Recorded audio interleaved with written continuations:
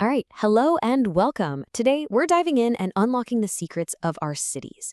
We're going to build a toolkit of ideas from some of the absolute legends of urban thinking, all to help you see your own neighborhood in a totally new way. You know that feeling, right? Have you ever wondered about this? You can walk through one part of town and feel totally energized and connected, but then you go a few blocks over and it just feels stressful or confusing. Well, I'm here to tell you that's not an accident. There's a powerful logic at play. And that logic is called urban design. It's this amazing blend of art and science that shapes our cities. Think of it as the crucial bridge between the huge citywide plan and the actual buildings we walk into every single day. So let's crack open this toolkit and see what's inside. Okay, first tool in the box, let's talk about the city that exists inside our own heads. Because before we can really understand a place on the outside, we've got to understand how our brains make sense of it all on the inside. So way back in 1960, a thinker named Kevin Lynch made this incredible discovery. We all build these mental maps using 5 key elements. And the cool part is you use them all the time without even realizing it. Just think about giving a friend directions. You'd probably start with a path, right? Go down Main Street. Then you'd use an edge. When you get to the river, hang a right. You'd point out a district. You'll know you're in the old part of town. You tell them to meet you at a node. I'll be in the main square. And of course, you'd use a landmark. It's right across from that giant clock tower. These 5 things, they are literally the building blocks of how you navigate your world. But here's the thing. We don't experience our cities like we're looking at a static map from above. A planner named Gordon Collin gave us this fantastic concept called serial vision. The idea is that as we move, our view is constantly changing. You've got your existing view, what you see right now, but then you turn a corner and boom, a whole new scene, an emerging view is revealed. The best cities are designed like a movie, a sequence of these little unfolding moments that you're meant to experience while in motion.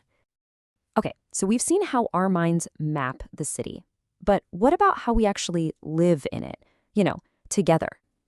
This next tool takes us from our individual perception to the collective social life of our streets and public spaces. This powerful idea comes from the absolute legend, Jane Jacobs.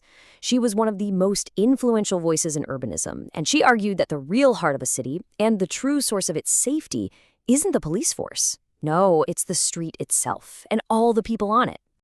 And her ideas created this huge clash with the way things were being done. You see, modernist planners, they wanted to separate everything out. You have your zone for working, your zone for living, and so on. But Jacobs, she fought for messy, mixed-use neighborhoods. They wanted wide, straight roads to move cars fast. She wanted short, interesting blocks for people to walk. They thought safety came from police patrols. She championed the idea of eyes on the street, the natural surveillance from shopkeepers and people looking out their windows that makes the street feel alive and, more importantly, safe. So, if streets need eyes, what's the secret ingredient for our other big public spaces? What do places like plazas and city squares need to really thrive?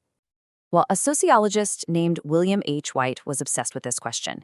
He spent years setting up cameras and just watching New York City plazas, trying to figure out why some were buzzing with life and others were totally empty. He tracked everything.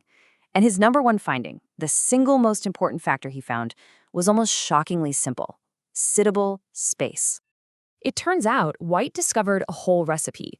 The best plazas are easy to get into from the street, they get good sunlight, maybe they have a fountain or some food carts. But the absolute key, the thing that made it all work, was just giving people places to sit.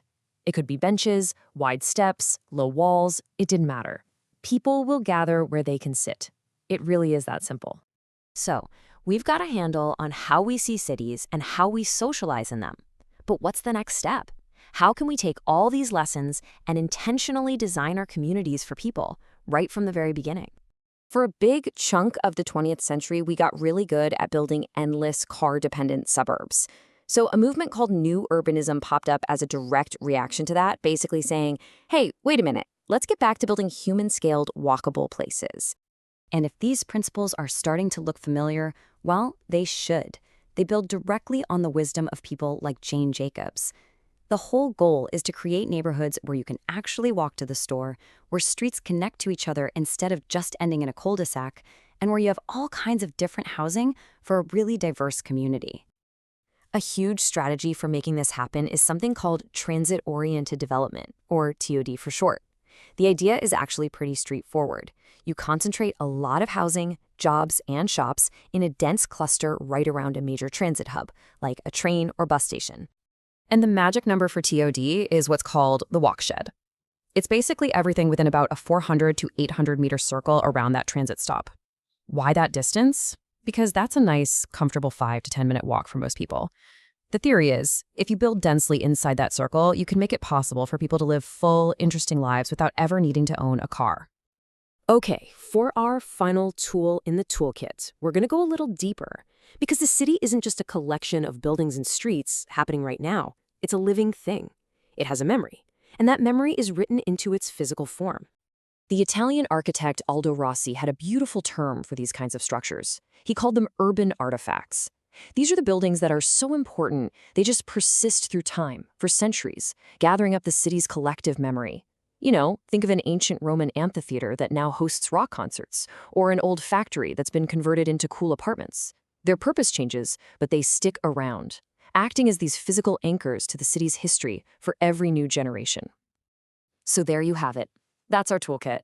It all started back in the 60s with Kevin Lynch helping us understand the map inside our heads. Almost immediately, Jane Jacobs taught us about the beautiful, complex dance of the street. Then Aldo Rossi added this rich layer of collective memory.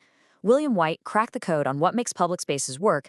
And finally, new urbanism came along and bundled all these amazing ideas into a practical blueprint for building better places. You now have the tools, you have the language to read the city around you in a whole new way. So the next time you walk out your front door, I want you to try it. Ask yourself, what are my landmarks? Are there eyes on my street? Is there a good place to just sit? What story is my neighborhood telling me?